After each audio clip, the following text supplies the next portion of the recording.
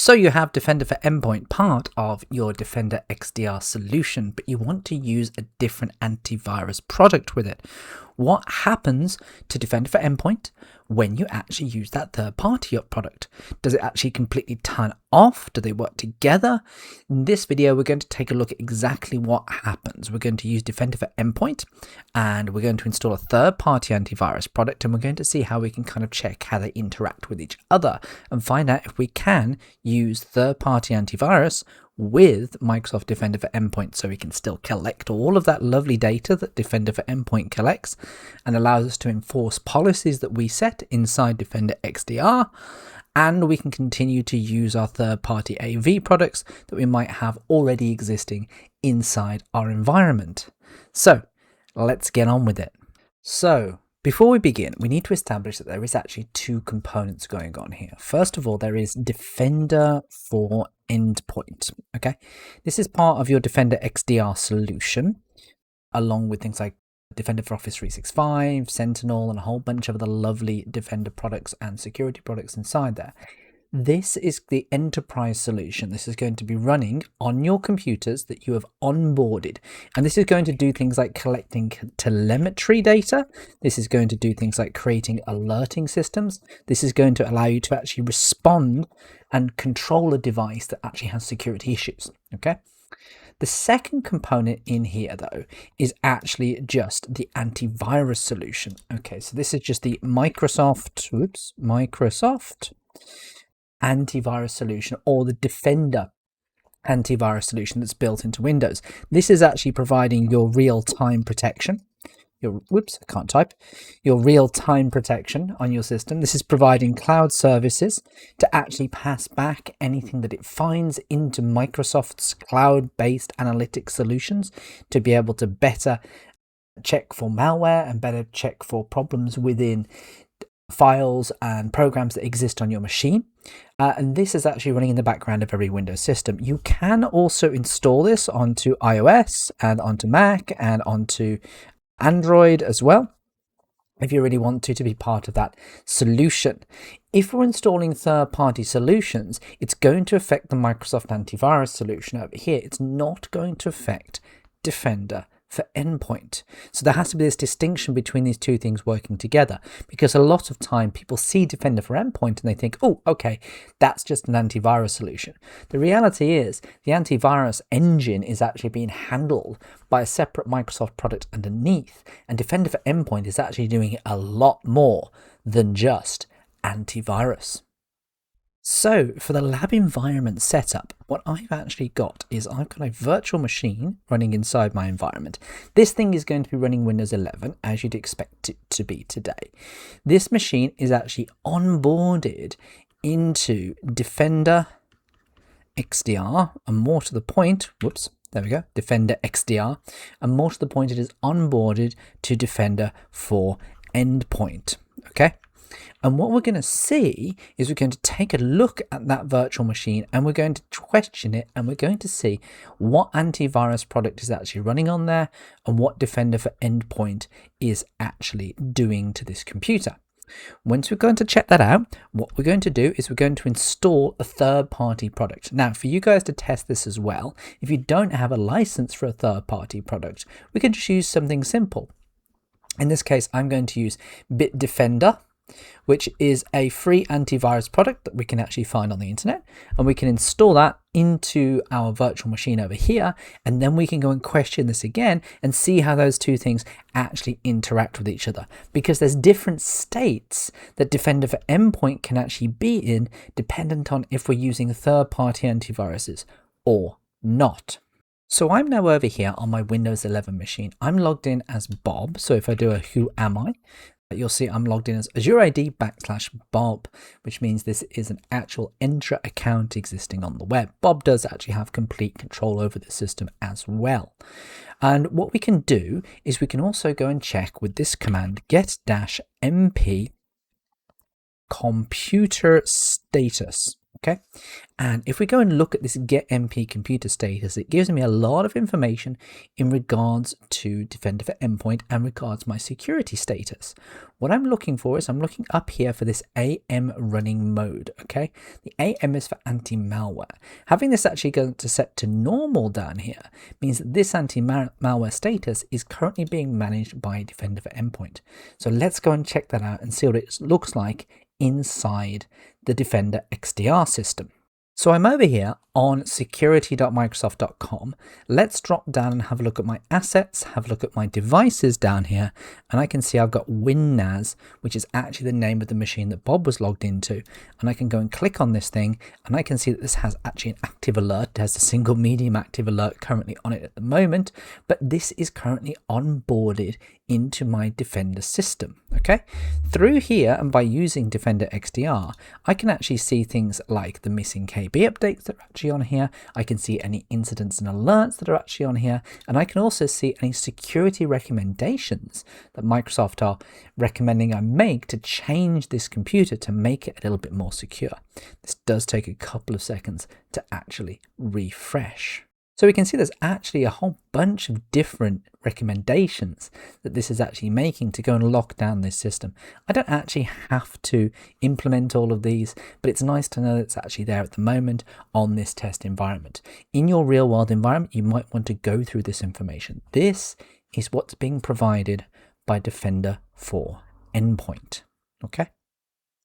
So let's go back and have a look at the machine, and let's go and actually see what else we can do in regards to installing third-party antiviruses.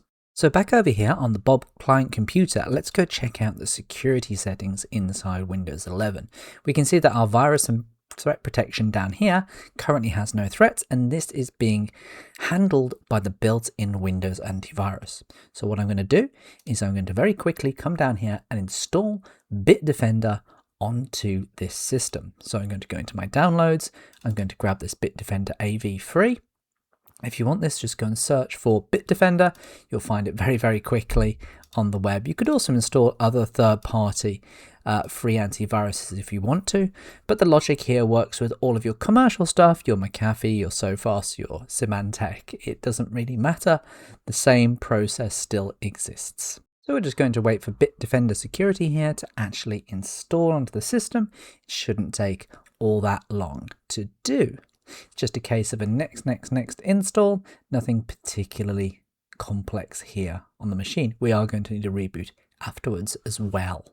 Okay, so that's Bitdefender now installed. Let's go and see what's actually happening to my machine. So if I come back over here, this was the previous state of the AMRunningMode. Configuring Bitdefender Antivirus. We'll leave that going in the background. This was the existing state of the AM service mode, but let's go and check what that is now. So if I rerun it, what we actually have is, there we go. AMRunningMode is now in passive mode. So being in passive mode, what that means is that Bitdefender has now taken over the role of being antivirus on this system. So if we go and run things like an EICAR test and we see if this is actually working, it's Bitdefender that's going to pick that up, not the Windows AV. Okay, so I just want to come over and have a quick look at this table so you can see the capabilities that are actually still working when you are in that passive mode. Okay, so the active mode is actually the normal mode. Okay, because why would Microsoft call it active rather than something different like normal, just to confuse you? Notice you've only got things like this. Okay, this section here. So security and intelligence updates, Defender for Endpoint telemetry, the endpoint DLP, which is very important for stopping documents that have your secured information, your personally identifiable information, or even your company information from leaving the environment, stopping people from copying and pasting, stopping people from actually attaching documents into things like Gmail and sending things to Pastebin. Very, very important that if you're in a highly critical environment. And also you've still got device control, so the ability to do things like live assist controls within Defender for Endpoint that allows you to send commands across the internet in the background without people noticing to people's endpoint systems. if we need to actually just do some very basic troubleshooting or kick off a script or to grab a log file off their system. Very, very useful that is. But your other things down here, like your ASR rules, your network protection, your real-time antivirus, that's not actually handled anymore by the antivirus system. If that's sitting in passive mode, that will all be handled by your third-party antivirus solution. There is actually a third mode though. So let's come and have a look at the documentation. What we'll see here is the AMRunningMode has normal, which is active mode, i.e. you've got the Windows antivirus taking control of this. Passive, where you've got endpoint gathering all the information and allowing us control over the system, but the antivirus being handled by that third-party system, and they're not conflicting with each other, they're existing side by side. And this final thing called EDR in block mode. Now that's a little bit more interesting. What is this EDR in block mode?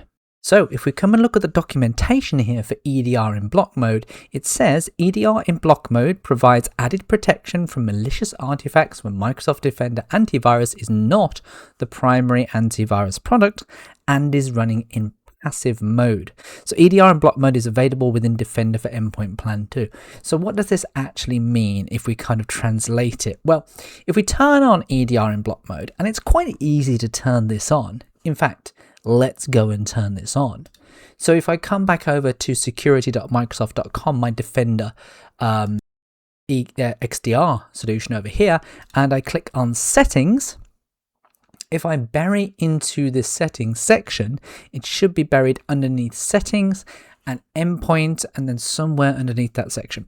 So let's go down into endpoints for the general settings for my endpoints, and underneath optional features, I have this option here for enabling EDR in block mode. So if I go and turn this on, what it also does is it provides a second layer of protection. Essentially what this means is that I've got Bitdefender running, that's doing antivirus, but also Microsoft Defender for Endpoint here is also using its post-breach endpoint detection and response capabilities to go and additionally block malicious programs and malicious actions that are happening on the system. Okay, so if you do have that extra endpoint Defender for Endpoint Plan 2 on there, it's actually really good to turn this on, because sometimes your third-party solution is not going to detect something. It's going to be very rare, obviously, because a lot of antivirus solutions today are very quickly updated, but having that extra protection of Defender coming in as well to also look at your system at the same time with its antivirus engine is a great additional element on here too.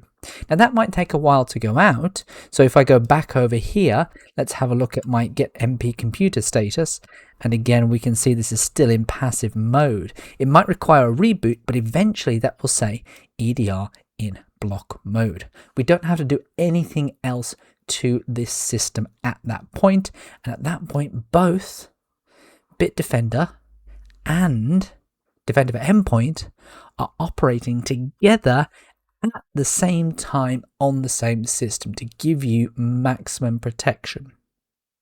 So as you can see, there isn't really much configuration to do here.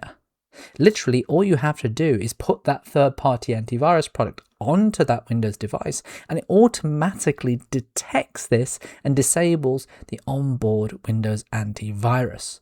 But if you want additional protection and you have that extra Defender for Endpoint Plan 2 that you're paying for, and that might be included as part of your enterprise licenses, then you can additionally turn on EDR in block mode, which also allows that additional protection from Defender for Endpoint. So I hope you enjoyed this quick video about how to use third-party antivirus products with Defender for Endpoint as part of that Defender XDR suite.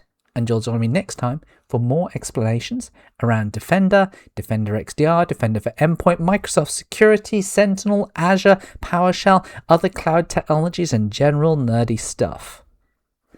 Goodbye. And you know the routine, hashtag like and subscribe, and I hope you enjoyed this video and will join me next time. Goodbye.